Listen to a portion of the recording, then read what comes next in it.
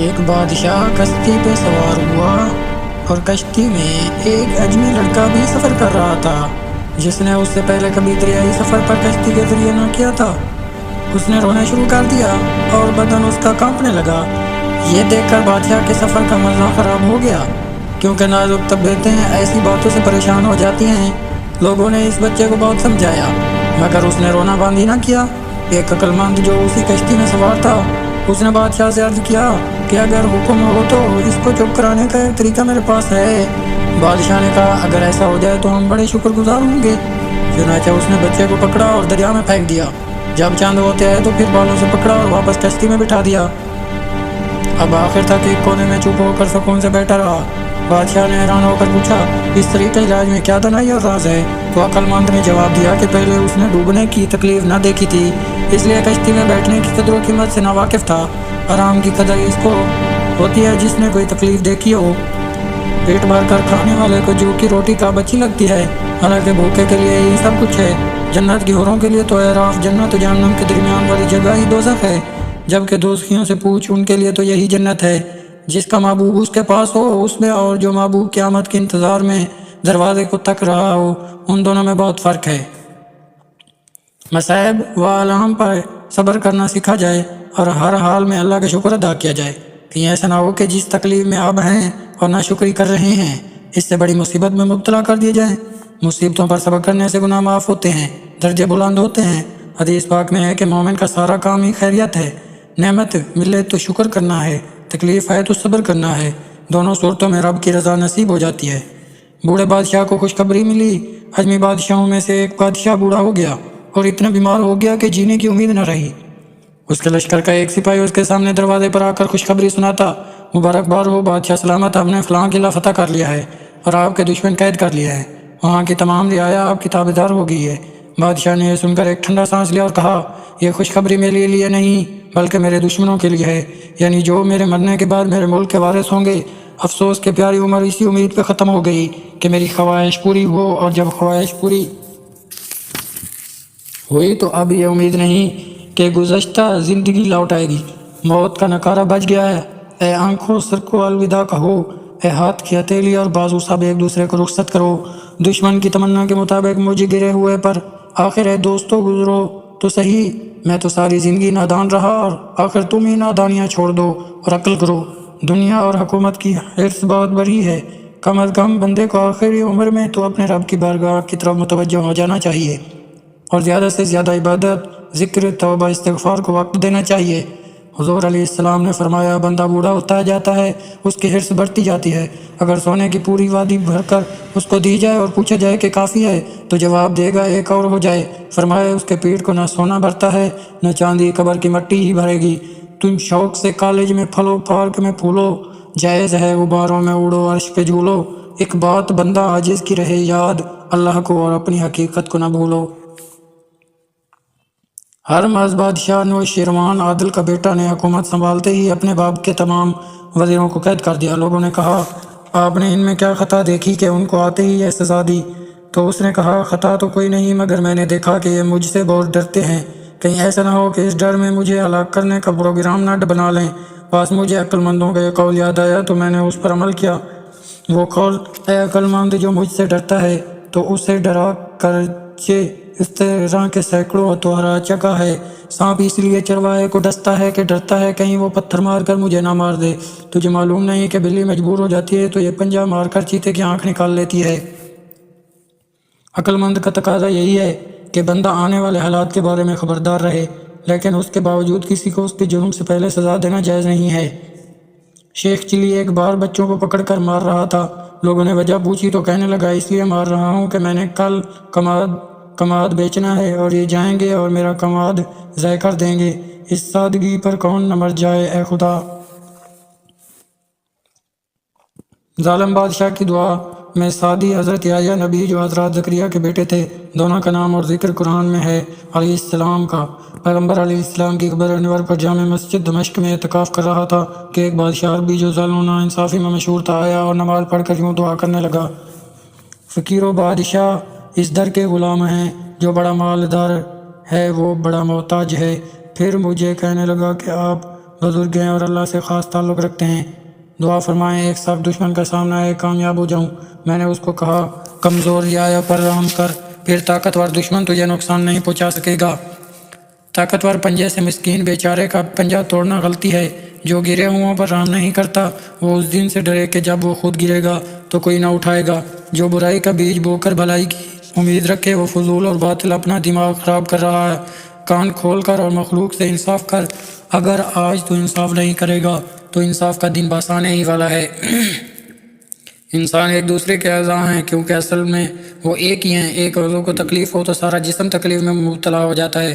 اگر تو دوسروں کی تکلیف سے لاپرواہ ہے تو اس قابل نہیں کہ تجھے انسان کہا جائے۔ توبہ کی قبولیت کے لیے اپنے گزشتہ گناہوں پر بھی نظر کرنی چاہیے۔ ظالم کی توبہ کیسے قبول ہو سکتی ہے کہ اللہ ظلم کو ہرگز پسند نہیں کرتا۔ دوسروں کی خیر خواہی انسان کو رب کا محبوب بنا دیتی ہے۔ یہی اسلامی اخوت ہے جو مذکورہ شعروں میں ایک حدیث مبارکہ مفہوم ہے۔ اخوت اس کو کہتے ہیں چبھے کانٹا جو قابل میں تو ہندوستان کا ہر پیر و جوان بےتاب ہو جائے۔ درویش کا حجاج بن یوسف کو جواب۔ ایک درویش جو کہ قبولیت دعا والے تھے، ان کے پاس حجاج بن یوسف 1,20,000 مسلمانوں کو قاتل بغداد میں آیا۔ جب حجاج نے عرض کیا میرے حق میں دعا فرمایا، انہوں نے دعا کی اے اللہ حجاج کو موت دے دے۔ حجاج گھبرا کر بولا یہ کیا دعا کر رہے ہو؟ انہوں نے فرمایا یہ دعا تیرے لیے اور تمام مسلمانوں کے لیے مفید اور بہتر ہے۔ اے مظلوموں کو تنگ کرنے والے، ظالم کب تک ظلم کا بازار گرم رکھے گا؟ یہ بادشاہ تیرے کس کام کی طرح مر جانا ہی بہتر ہے، کیونکہ تو اللہ کی مخلوق کو تنگ کرنے والا ہے۔ ظالم حکمران ہر وقت خدا کے غضب میں رہتا ہے کیونکہ سارے مظلوم اس کے لیے بد دعا کرتے رہتے ہیں۔ اہل اللہ کبھی ظالم کی حمایت نہیں کرتے بلکہ اس کے سامنے اس کو ظلم کرنے سے باز رہنے کی تلقین کرتے ہیں، اور خدا کے حضور مظلوم مخلوق کے حق میں اور ظالم کے خلاف دست سے بادہ رہتے ہیں۔ اللہ تعالیٰ ظالم کو کبھی پسند نہیں فرماتا، اس لیے ظالم اللہ کی مدد سے محروم رہتا ہے۔ ایک ولی اللہ کے ظالم بادشاہ کو نصیحت۔ ایک ظالم بادشاہ نے ایک اللہ کے بندے سے عرض کیا کہ میرے لیے کون سی عبادت سب سے بہتر ہے؟ انہوں نے فرمایا دوپہر کو سو رہنا تیرے لیے بہترین عبادت ہے، تاکہ اتنی دیر تو لوگ تیرے ظلم سے بچتے رہیں گے۔ ایک ظالم کو میں نے دوپہر کو سوتے ہوئے دیکھا تو میں نے کہا یہ فتنہ ہے، اس کا سویا رہنا ہی بہتر ہے۔ جس کی نیند اس کی بیداری سے بہتر ہو، اس کا مرنا اس کے جینے سے بہتر ہے۔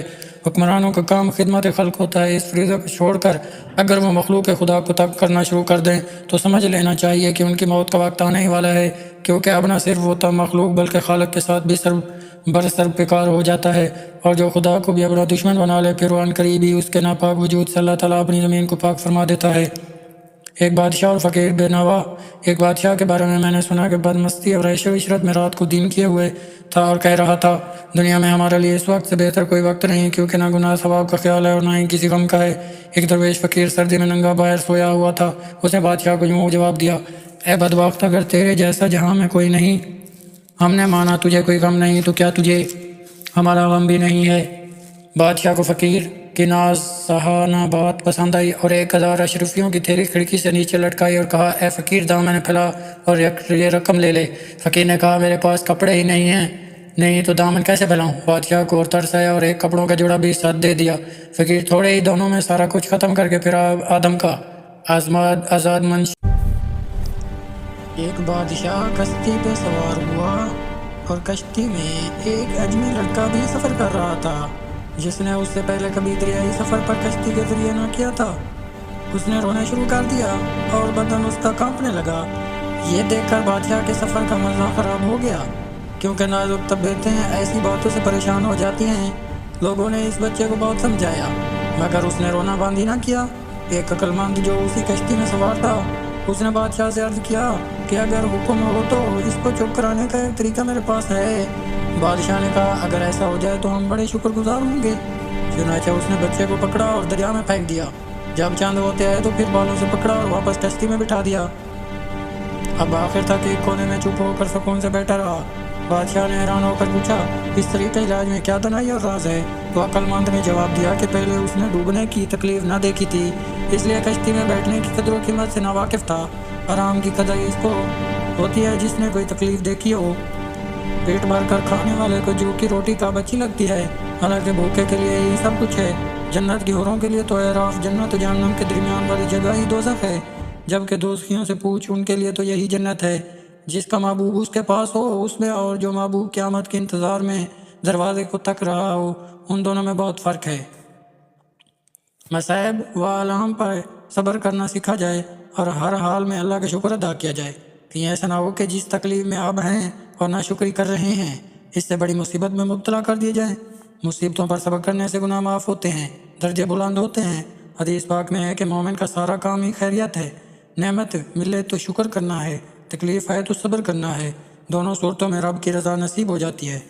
بوڑھے بادشاہ کو خوشخبری ملی، اجمی بادشاہوں میں سے ایک بادشاہ بوڑھا ہو گیا اور اتنا بیمار ہو گیا کہ جینے کی امید نہ رہی۔ اس کے لشکر کا ایک سپاہی اس کے سامنے دروازے پر آ کر خوشخبری سناتا، مبارکباد ہو بادشاہ سلامت، ہم نے فلاں قلعہ فتح کر لیا ہے اور آپ کے دشمن قید کر لیا ہے، وہاں کی تمام رعایا آپ کی تابعدار ہو گئی ہے۔ بادشاہ نے یہ سن کر ایک ٹھنڈا سانس لیا اور کہا، یہ خوشخبری میرے لیے نہیں بلکہ میرے دشمنوں کے لیے ہے، یعنی جو میرے مرنے کے بعد میرے ملک کے وارث ہوں گے۔ افسوس کہ پیاری عمر اسی امید پہ ختم ہو گئی کہ میری خواہش پوری ہو، اور جب خواہش پوری ہوئی تو اب یہ امید نہیں کہ گزشتہ زندگی لوٹ آئے گی۔ موت کا نکارہ بج گیا ہے، اے آنکھوں سر کو الوداع کہو، اے ہاتھ کی ہتھیلی اور بازو سب ایک دوسرے کو رخصت کرو، دشمن کی تمنا کے مطابق مجھے گرے ہوئے پر آخر اے دوستو گزرو تو صحیح، میں تو ساری زندگی نادان رہا اور آخر تم ہی نادانیاں چھوڑ دو اور عقل کرو۔ دنیا اور حکومت کی حرص بہت بڑی ہے، کم از کم بندے کو آخری عمر میں تو اپنے رب کی بارگاہ کی طرف متوجہ ہو جانا چاہیے اور زیادہ سے زیادہ عبادت، ذکر، توبہ، استغفار کو وقت دینا چاہیے۔ حضور علیہ السلام نے فرمایا، بندہ بوڑھا ہوتا جاتا ہے، اس کی حرص بڑھتی جاتی ہے، اگر سونے کی پوری وادی بھر کر اس کو دی جائے اور پوچھا جائے کہ کافی ہے تو جواب دے گا ایک اور ہو جائے۔ فرمایا، اس کے پیٹ کو نہ سونا بھرتا ہے نہ چاندی، قبر کی مٹی ہی بھرے گی۔ تم شوق سے کالج میں پھلو، پارک میں پھولو، جائز ہے غباروں میں اڑو، عرش پہ جھولو، ایک بات بندہ عاجز کی رہے یاد، اللہ کو اور اپنی حقیقت کو نہ بھولو۔ ہرمز بادشاہ نوشیروان عادل کا بیٹا نے حکومت سنبھالتے ہی اپنے باپ کے تمام وزیروں کو قید کر دیا۔ لوگوں نے کہا، آپ نے ان میں کیا خطا دیکھی کہ ان کو آتے ہی یہ سزا دی؟ تو اس نے کہا، خطا تو کوئی نہیں، مگر میں نے دیکھا کہ یہ مجھ سے بہت ڈرتے ہیں، کہیں ایسا نہ ہو کہ اس ڈر میں مجھے ہلاک کرنے کا پروگرام نہ بنا لیں۔ پاس مجھے عقل مندوں کا یہ قول یاد آیا تو میں نے اس پر عمل کیا۔ وہ قول، اے عقل مند جو مجھ سے ڈرتا ہے تو اسے ڈرا کرچے اس طرح کے سینکڑوں ہتھوڑا چکا ہے۔ سانپ اس لیے چرواہے کو ڈستا ہے کہ ڈرتا ہے کہیں وہ پتھر مار کر مجھے نہ مار دے۔ تجھے معلوم نہیں کہ بلی مجبور ہو جاتی ہے تو یہ پنجہ مار کر چیتے کی آنکھ نکال لیتی ہے۔ عقل مند کا تقاضا یہی ہے کہ بندہ آنے والے حالات کے بارے میں خبردار رہے، لیکن اس کے باوجود کسی کو اس کے جرم سے پہلے سزا دینا جائز نہیں ہے۔ شیخ چلی ایک بار بچوں کو پکڑ کر مار رہا تھا۔ لوگوں نے وجہ پوچھی تو کہنے لگا، اس لیے مار رہا ہوں کہ میں نے کل کماد بیچنا ہے اور یہ جائیں گے اور میرا کماد ضائع کر دیں گے۔ اس سادگی پر کون نہ مر جائے اے خدا۔ ظالم بادشاہ کی دعا میں سعدی حضرت یحییٰ نبی جو حضرت زکریا کے بیٹے تھے، دونوں کا نام اور ذکر قرآن میں ہے۔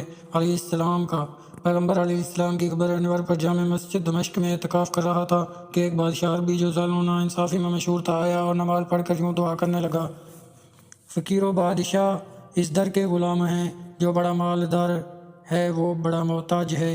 پھر مجھے کہنے لگا کہ آپ بزرگ ہیں اور اللہ سے خاص تعلق رکھتے ہیں، دعا فرمائیں ایک سخت دشمن کا سامنا ہے کامیاب ہو جاؤں۔